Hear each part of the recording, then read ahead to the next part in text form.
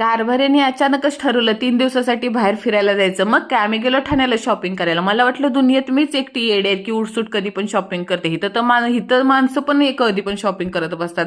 आणि मंडळी तुम्हाला खूप मोठी खुशखबर सांगायची आहे, पण त्याच्या अगोदर मी स्वामींना सांगणार आणि त्याच्यासाठी मी स्वामींसाठी घेते पेढे छान छान.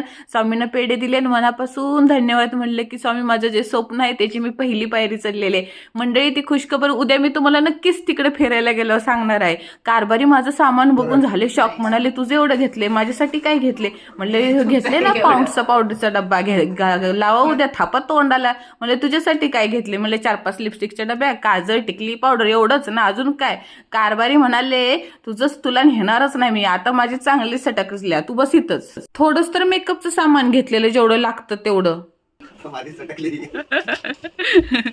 पॅकिंग करता करता रात्रीचे 11 वाजले. आपली बारकी सासू तर गुडूप झाली आणि सकाळी 4ला उठायचंय. उद्या भेटू.